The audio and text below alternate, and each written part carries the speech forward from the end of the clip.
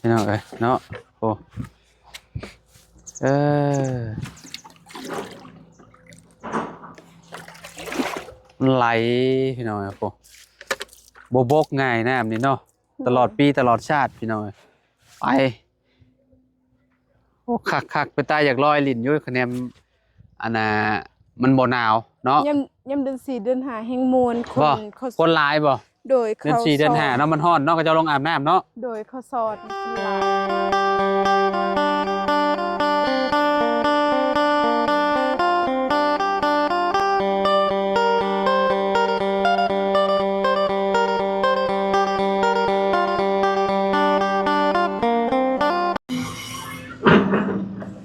อ้าวพี่น้องเอ้ยเนาะกราบสบายดีและสวัสดีเด้อพี่น้องเนาะ FC เบิร์ดสุขุสู่คนพี่น้องเอ้ยเนาะโอ้กระเจ้าพากันหุ่มเบิ่งรถจกอยู่พี่น้องเอ้ยเนาะรถแมคโคร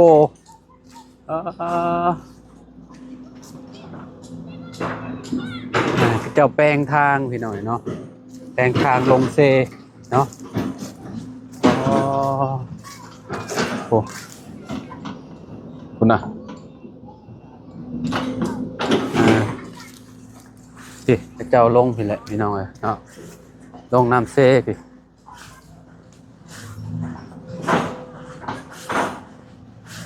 อ๋อบ่ได้มาลายมือเลยเนาะลงมาเบิ่งก่อนเอาก็ได้ งามมาเลยพี่น้องเนาะอ๋อคักพี่น้องเอ้ยยามนี่นะเหมาะเลยโอ้กระเจ้าแปลงมาฮอดพี่เลยพี่น้องเอ้ย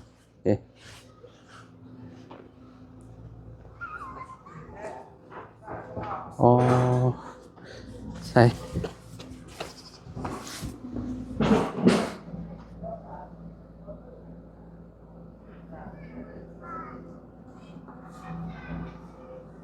เจ้าสิจกดินเด้พี่น้องเอ้ยเนาะจกดิน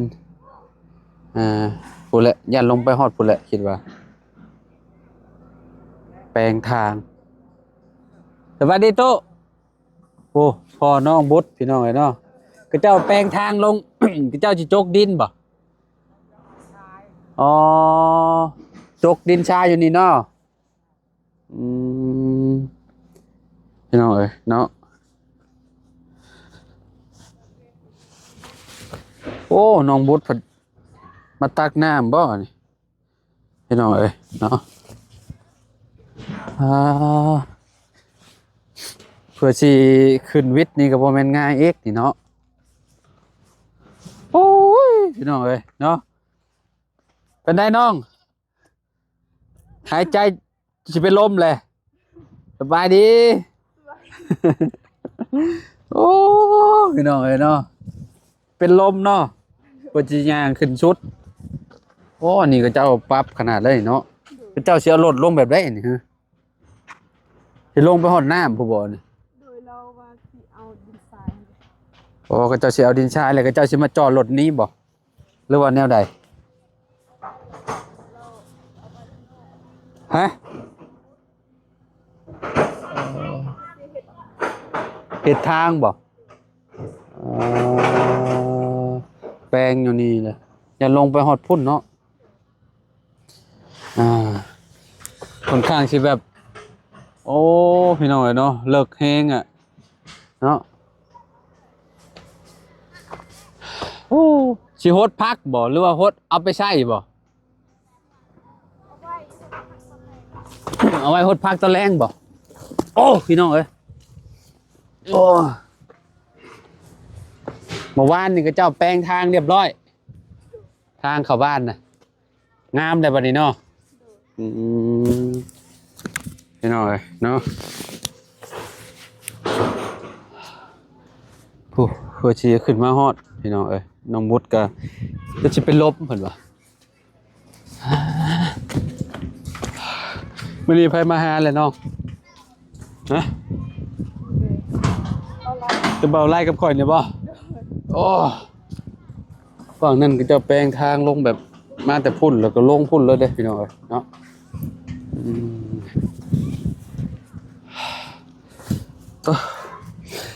เฮาก็ขนาดว่าเฮาย่างลงไปหน่อยเดียวยังแบบรู้สึกว่าแบบหอบเลยเนาะนึงพี่น้อยเนาะได้จักหาบเลยเนาะหาบหนึงนี่เนาะจ้ะเออ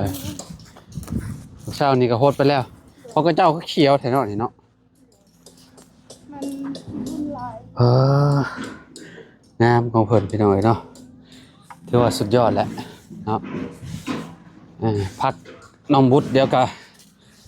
อันนั้นเดี๋ยวก็ได้กินพี่น้อยเนาะนาแห้งเลยได้เพิ่นหวานแบบเต็มระบบเลยอืมมาเบิ่งบัดนี้แห้งเขียวผักบัวก็เขียวขนาดเลยน้ำหมอนี่ลายป่ะโอ้โหมีแล้วเนาะอืม พบแต่เช้านี้ ซองหาบพอดีเลยเนาะอันนี้ซองคู่นี่เต็มมันนี่เนาะบทเต็มปานใดเดี๋ยวย่างลงไปเบิ่งน้ำกันพี่น้องอยู่ผู้อยู่ลุ่มผู้เนาะบอลน้ำเซ่ผู้พี่น้องเลยเนาะอันนี้จะเอามาโบงใหม่บ่น้องเออเนาะคักอยู่ไปคอมาทำไผนี่เอาตัวนี้มาโบงน่ะ ข้อน้ำสาว โมเมนต์ตัวนั้นบ่ บ่ ไปจ้ะพี่น้องเนาะข่าวบ้านข่าวหยังของน้องเพิ่นก็เรื่องบ้านเรื่องหยังของน้องเพิ่นก็ถ้าเบิ่งนํกันพี่น้องเนาะน้องบุตรเนาะคือว่าทางบ่าวบุญบ้านป่ามีเงินเท่าใดพุทางบ่าวบุญบ้านป่า ทางบ่บุญบันปลามี14 ล้าน เท่าใดล่ะ เราหากับแจ้งมือซื่นนี่ว่าเท่าไหร่6 ล้านบ่ แจ้งมื้อซื่นวานนี่ โด บ่ ย แม่นบ่ โดย เท่าใด6 ล้าน โดย แล้วก็ มื้อนั้น มื้อนั้น 8 ล้าน 8 โดย 8 9 10 11 12 13 14ล้านเนาะ โดย โอ้นำบ่าวบุญบ้านป่า14ล้านพี่น้องเอ้ยโอ้แสดงว่าอุปกรณ์ไม้นี่คือว่าพอแล้วเนาะ โดย พวกไม้พวกหยังนี่ แต่ พี่น้องเอ้ ยั ย งเหลือค่าสร้างแล้วก็ อ่า อันนั้น ค่าสร้างยังอยู่เนาะ โดย ยังบ่พอพี่น้องเอ้ยค่าสร้างโอ้ได้มาซำนี้ก็ถือว่าแบบสุดยอดแล้วเนาะ โดย พี่น้องเอ้ยเนาะถือว่าเป็นบุญของน้องบุญแหละพี่น้องเนาะ โดย ที่ว่ามีผู้ใหญ่เพิ่นเนาะมองเห็นพี่น้องเนาะอยากให้น้องเพิ่นได้เฮือนได้ซ่านโอ้เจ้ามาเบิ่งก็เต็มอยู่พี่น้องผู้เนาะมาเบิ่งก็เจ้าจกพี่น้องเนาะผู้จกแปลงทางเนาะ โดย เพิ่น เพิ่นจะขึ้นมาได้นี่ก็บ่แม่นง่ายเด้เนาะ โดย ลงไปตักเอามันบ่ได้เลิกปานใดบัดนี้เนาะน้องเนาะ โดย น้ำนี่สามารถแบบข้ามไปพูดได้เลยบัดนี้โอ้แบ่เพิ่นก็หาเลาะกินอยู่แถวนี้พี่น้องเอ้ยเนาะตกลงนี่ก็คือแบบเรียบร้อยแล้วเด้นี่เนาะ โดย ข้างสิ มื้อนั้น ฮะ ค่อยไปตักน้ำมื้อนั้น ฮะ พลาดอยู่นี่ เจ้าพระราชอยู่นี่ โดย ขาเกือบหัก โดย บ่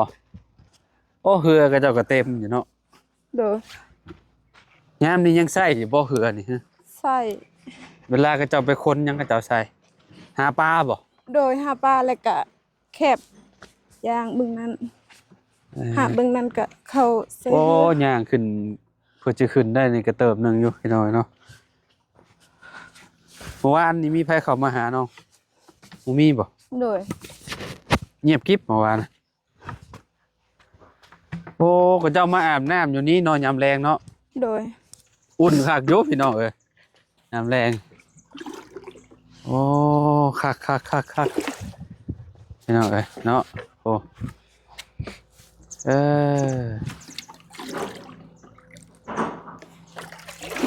มันไหลพี่น้องเอ้ยโอ้บกง่ายน้ำนี่เนาะตลอดปีตลอดชาติพี่น้องเอ้ยไปโอ้คักไปตายอยากลอยลิ้นอยู่คะแนนอันน่ะมันบ่หนาวเนาะ ยามเดือน4เดือน5แห่งมวลค บ่ นเขา คนหลายบ่ โดย เดือน เขา 4เดือน ส 5เนาะมันร้อนเนาะก็จะลงอาบน้ำเนาะ โดยเขาสอนคนหลาย อื เต็มน้ ลงอาบน้ำยามเดือน4เดือน5นี่พี่น้องเอ้ยเนาะคือสิเย็นดีอยู่เขาว่า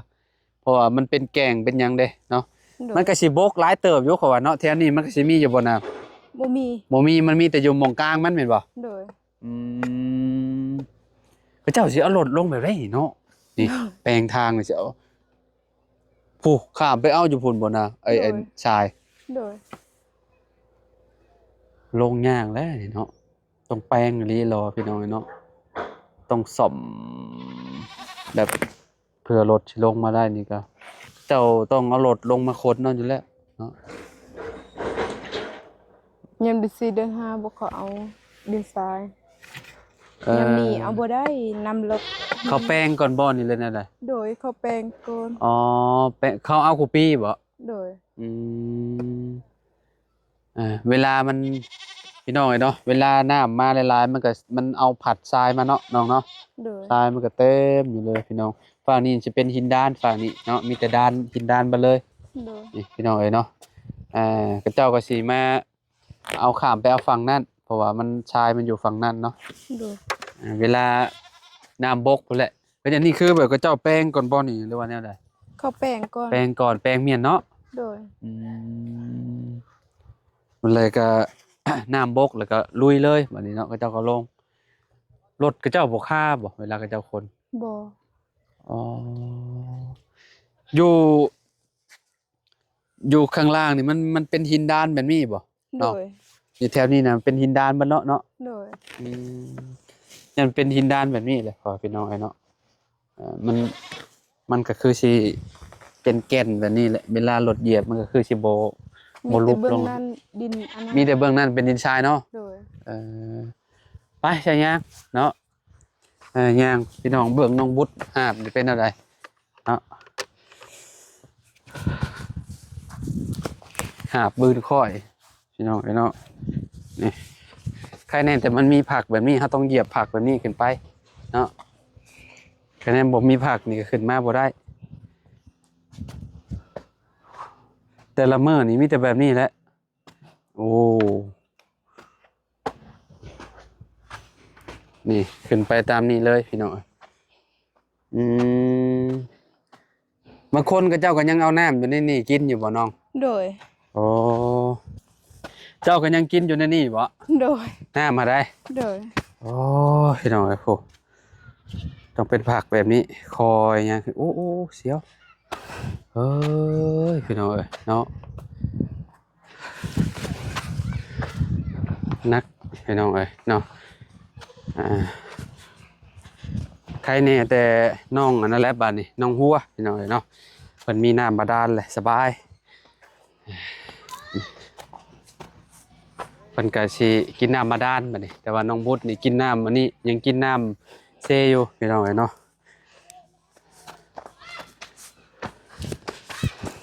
โอ้ย่างก็ขนาดย่างพี่น้องเอ้ยเนาะบืนขึ้นจนขาจนสิลาเฮ็ดบาดนี่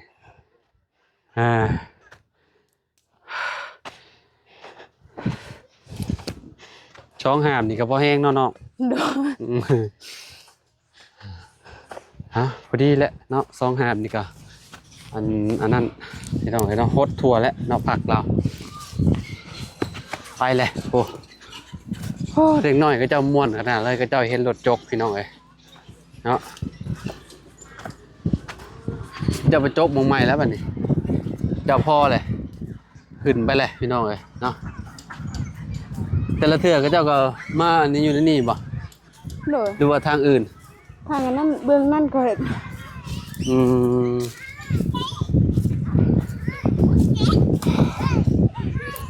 พี่น้องเอ้ยเนาะโอ้เด็กน้อยม่วนได้พี่น้องเอ้ยได้เห็นรถโจกรถหยังนี่ลูกคอยก็มักแท้ๆแต่ว่าเพิ่นมักท่วงนะเห็นรถโจกรถหยัง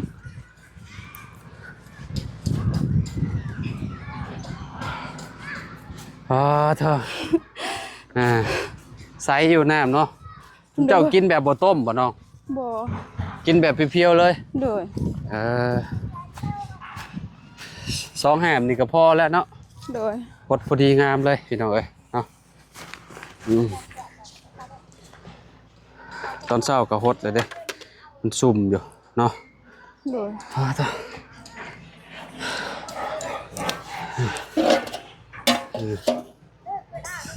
เสริมหน่อยหนึงเนาะ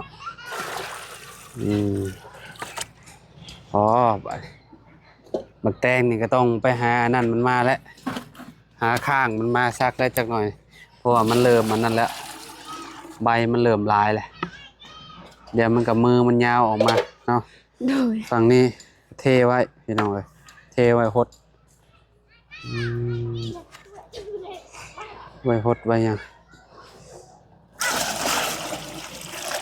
เจ้าซักเสื้อผ้าเจ้าก็ไปซักอยู่น้ำเชฟผมบอก โดย อ๋อ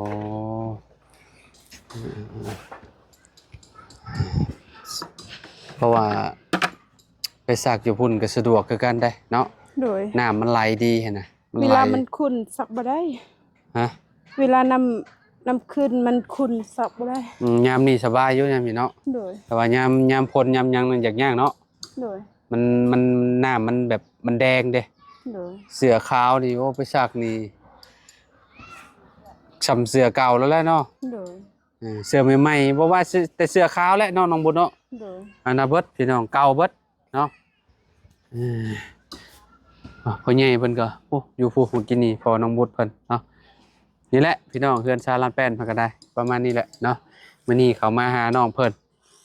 จักมื้อได้บ่ได้เข้ามาหาน้องบุญนี่เนาะ